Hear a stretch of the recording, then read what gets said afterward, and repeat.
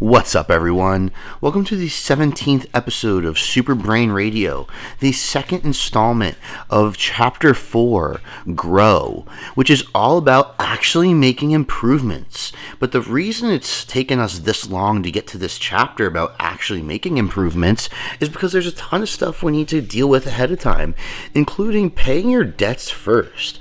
I truly believe that whether it's sports performance, life, or financial related business endeavors, that you got to pay your debts first. And I'm not talking about actual debts. I'm talking about you need to make the adaptations that can make you successful prior to actually reaching for that success. You're not going to adapt afterwards. You're going to adapt most likely en route. And that's why the Endure episode had to come before this one, or the Endure chapter rather. Now, last week I introduced everyone to a bit more specific, what does it mean to recover from something? And I also introduced the notion that things recover at different rates, obviously. And that falls into this episode perfectly, where I'm talking about the capacity for excellence. And now, as some of you may know, I do some in-person coaching with very, very select athletic individuals. And what I've started to notice in these extremely well-skilled sport performers is that the capacity for excellence is probably the most important thing I can talk about. And over time, I've started to realize that this actually occurs microcosmically in all of us. So your capacity for excellence is your neurological capacity to do exactly what you want to do. So let's say you're playing darts and you're pretty good at darts. Your capacity for excellence is how many times you can hit the center red thingy in a row. And if you can only do it 2 or 3 times today, and another time you're at a bar and had a beer or two and you did it 4 or 5, what we're talking about in that specific story or analogy is that your capacity to excellence is obviously a capacity. It's not that you just meditate and go into this zone and you can do anything. If it was just that, it would be awesome. But sports and pretty much everything else in life would be far too easy. So in fact, you can get yourself into a perfect flow state and not have the actual brain, the neurological capacity to sustain it. It's a very important thing to be aware of, especially if you're trying to learn something new, if you're recovering from an injury or trying to get back to a prior level of success, and anything of the sort. So, right off the bat, there are so many portions of the brain that are going to be involved here. But if it's any type of physical skill, whether that's just picking up the phone and having like the perfect intro to a phone call, or it's actually sports performance related, the amygdala, the motor cortex, the frontal amygdala relationship, your 5 senses, all of these things are going to be inherently involved.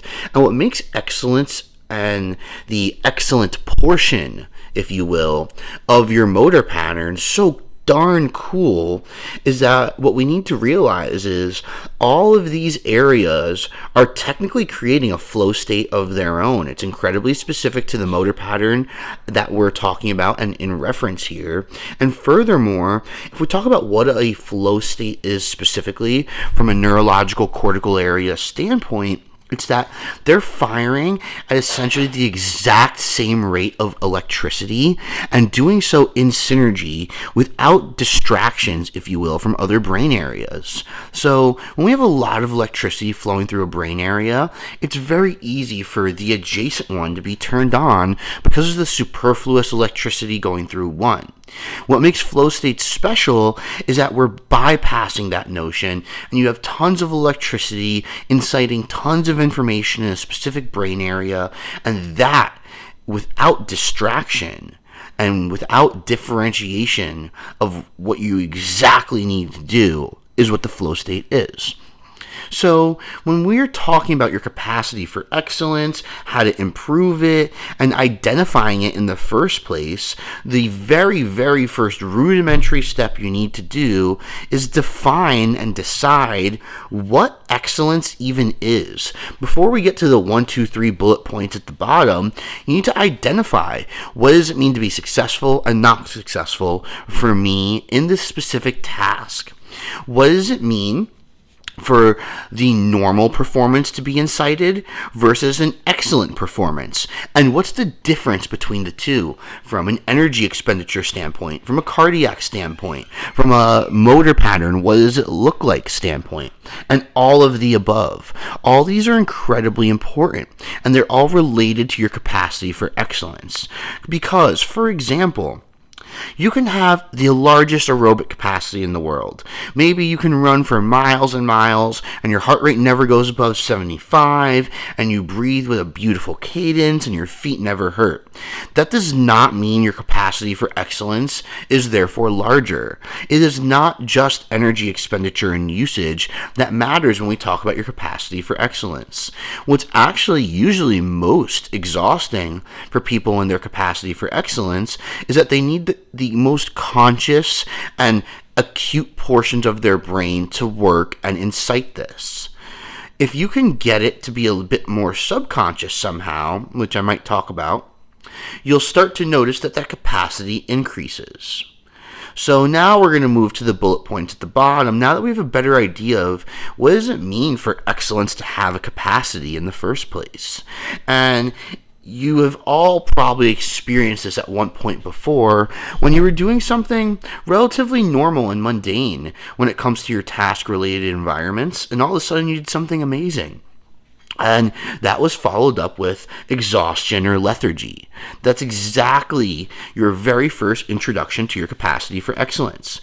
To do something absolutely perfect, pristine, etc. is gonna be costly. So first bullet point is decide. Every capacity for excellence, whatever task or skill it's related to, is logically going to need a backup, right? I already told you it's expensive. I told you it's difficult. So we're going to need a slightly similar motor pattern that, or at least one slightly similar motor pattern. You can obviously have multiple, but the best athletes and people usually only have one specific mistake that ensues.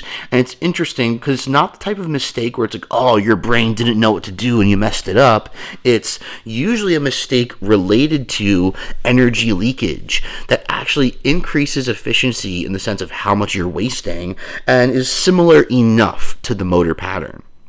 So the very, very first step in increasing your capacity for excellence, gaining control over it, etc., is not just identifying what pattern is excellent, but what patterns are slightly similar and come out in specific scenarios, and what do we see as derivatives, if you will, of this capacity for excellence.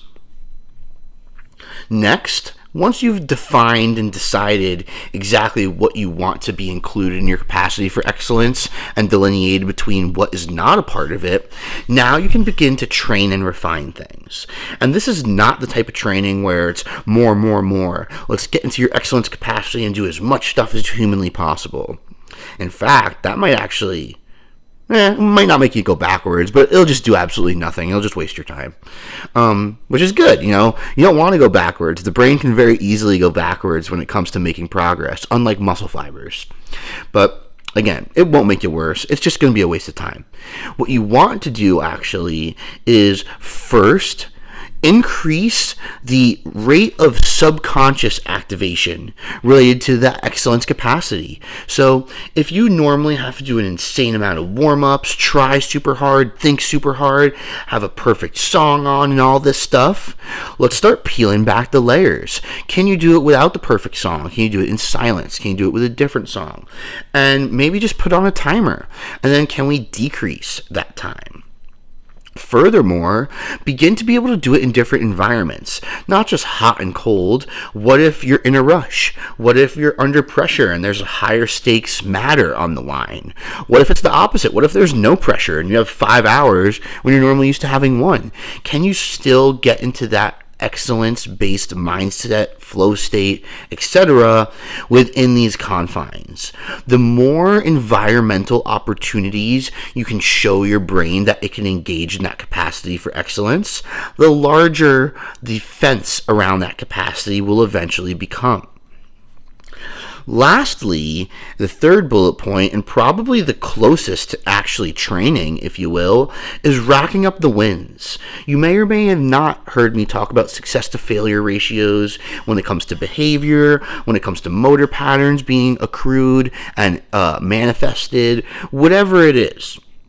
The success to failure ratio related to your excellence capacity is absolutely paramount. Once you've gotten it subconscious, once you've recognized what the derivatives are, you need to rack up the wins. Do not worry about anymore trying to do it as often as possible, trying to do it as cool or whatever other thing may come to mind.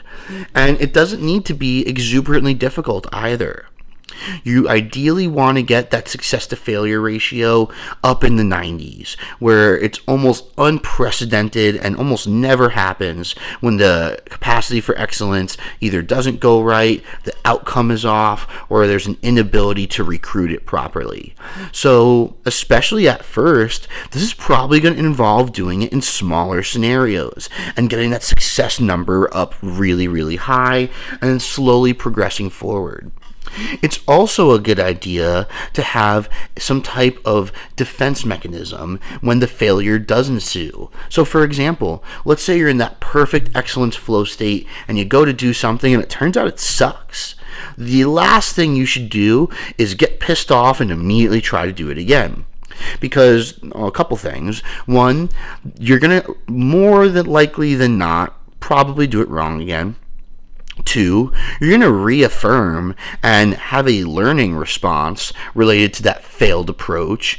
And furthermore, now your energy expenditure has likely gotten close to doubling, because not only are you supposed to be already in your capacity for excellence, now we've increased the rate of neurochemical secretions and stress-related responses, because now it's, oh, I didn't do this right. Let's really crush it. So the best possible thing you could do to kind of go through everything one more time in a succinct manner is identify what excellence is, identify what you do in a mode where you're supposed to be excellent, and then decide between the derivatives and differences between those two. Then, be able to recruit your capacity for excellence in more ways than one.